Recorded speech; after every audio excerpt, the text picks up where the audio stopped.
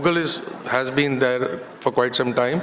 The cloud business is not that old. So, I mean, most of the people in India are like 3 or 4 years in the Indian market. But what has been happening is we've been working with education a lot. Along with education, when the word tech comes in, that's where I think the transformation happens. Now, whether it's an edtech working with the student at home or an edtech working with the student in his or her college or school, always centered around the student. And in the process, there are multiple stakeholders to be worked with, which is the school administration, the teachers, the entire support staff, the parents. So how do you kind of get all of them? Because transformation will happen to the student when these stakeholders also understand how does tech influence them or how do they apply tech. Now what I'm about to talk to you is mostly on two parts. One, how is Google, when I say Google, not just Google Cloud, how is Google looking at education? Second, a little bit about AI, but then more importantly, how do we want to engage with colleges, universities? Largely, this is aimed at higher ed. Okay, so if you look at, when we look at education and we look at our products, what we offer, there are 4 key pillars which come to that. The first is access, and access is to devices, whether it is to Wi-Fi, and it is equitable access, so that every student or every teacher has access in his or her campus or at home. The second is working with educators to whatever technologies used to be accessed, whether it is a Chromebook, a laptop, a smart board. So that's where the capability comes in. Third pillar is content. Now we are not into content, but yes, we have platforms where content is being created, like YouTube is there, or there are companies which create content using our tools on our devices, and that content needs access as well as capability. And the last thing is, if technology is going to be used, you need to be able to measure it in some way or the other. Is it adding benefit to teachers? Is it adding benefit to students? What's in it for the institute or for the parents? And then not just measure, but also be able to take corrective action. Like all students' learning curve might be very different. Now, for a teacher in a standard class of 35 to 40 students, it is very difficult. But can technology come to the aid and provide that analytics? So that's where I think we are looking at technology as Google to play a role. And we are partnering with different organizations who are building solutions and also some taking our solutions to the educators. So that is how we look at education here, not just here, but across the world. And we've been working, like I said, there's a Google for Education team, which is a different team, which works with both K-12 and higher ed, both private and public schools. So that is a different team, but we work very closely with them. AI. Now, AI has been there for quite some time. It's just that the buzzword came out when maybe some of the platforms came out where Gen AI and some of the platforms like GPT and BART came out where it became a very common buzzword. But AI has been around for some time now. Now, for example, if you in your respective school, college, or for example in your organizations have used any Chromebook or any Chrome product or any Gmail suite, you've been looking at predictive text. So that is some form of AI where it is predicting what do you want to write. Where the crux of it is, does it help to boost your productivity, and does it give you, as an educator and as a student, to express yourself? You might not be good at speaking. Now you might not be good at typing also. So can technology, when you speak, can it type it out for you? So can it be expressive? That is what we are looking at AI to play a role. I won't take all examples, but there are different institutes and different edtech companies who are working on different productivity suites. Now, why I'm sharing with all this of you is because there is things happening in India. If you want to know about them, work about them, do reach out to Chinmay and us. We'll be willing to work with you in that area, where you can help boost creativity and productivity amongst your students and teachers. There is a company, there is an institute which came to us. They said we have to reduce the assessments. Now, this institute is not a accredited institute, is a training institute. They train for IAS students. But they say that there is so much of assessment, written assessment, which we have to assess. It becomes difficult. How can AI help solve that?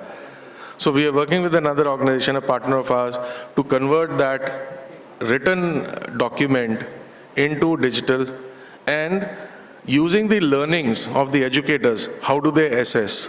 Building a logic for that and letting AI do the first round of assessment. Okay, so that has significantly improved the or reduce the time for teachers on pure assessment. So now 90% of the assessment happens there.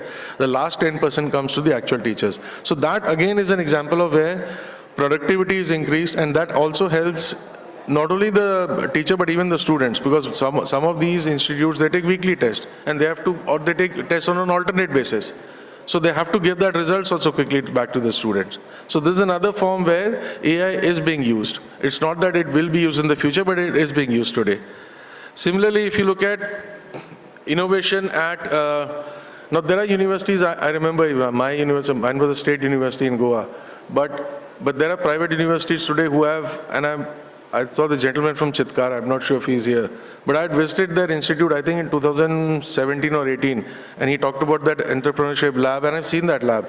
In fact, they are one of the private universities who started using technology earlier on. Now, even for them, the issue was students kept on demanding more and more.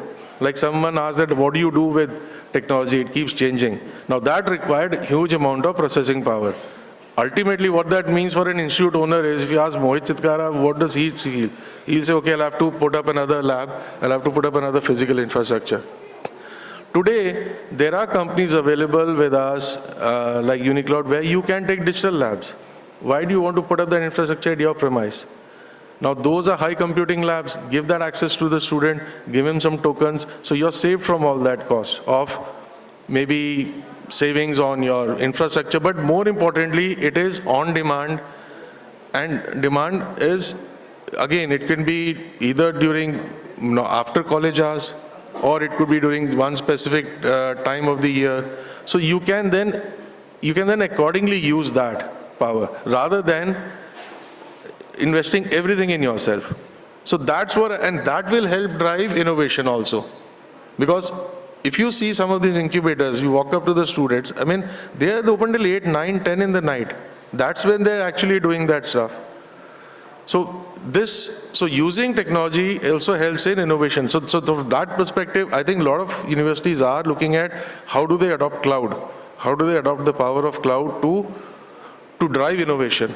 And AI is a part of it. This is a very important one. Every edtech we talk to, who is an edtech who is into skilling of students, especially school students and college students, where there is a set curriculum and you have to teach that curriculum in that specific period of time. But you know that the students need more of you. So how do you replace yourself?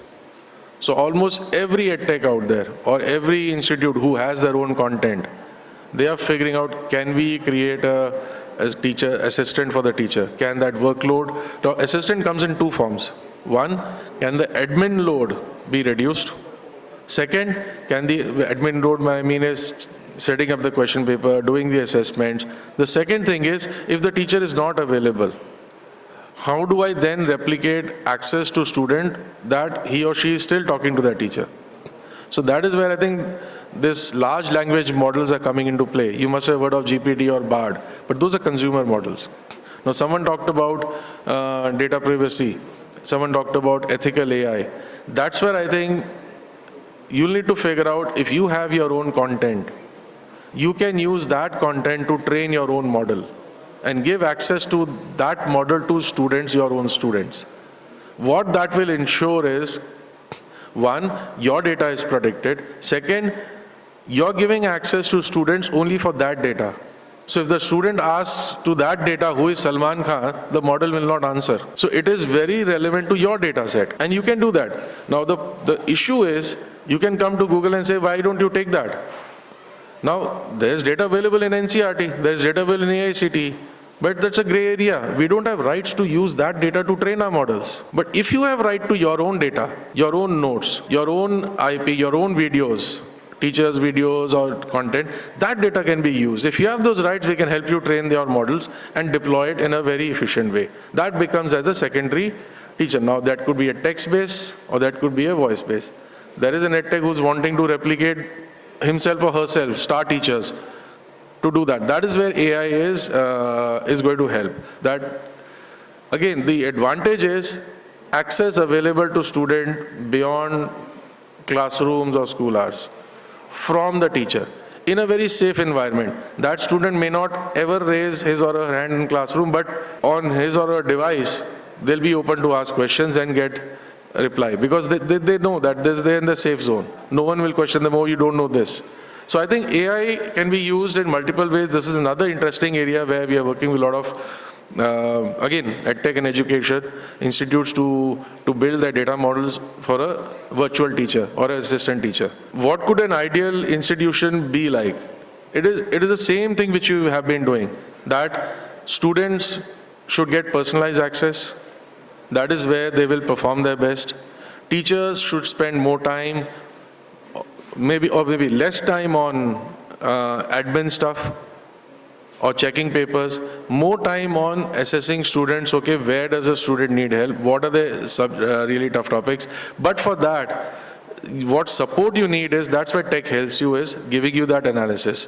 Okay, now there is a company, again, I won't name the company because they are working with the NDA with us, but what they're trying to do is, if they want to see how many students have enrolled, how many are likely to clear a complete course. And this is not a free course. This is a very expensive 2-year to 4-year paid courses. But it is a hybrid course. Now, I wanted to show a quick video about Workspace. It is a very powerful video. There's a new product we launched, Duet AI. It's a 2-minute video, but it's I think it'll talk about, I won't talk about Workspace. It's a good video to just see how AI is being used in a very, which can be used in everyone's device.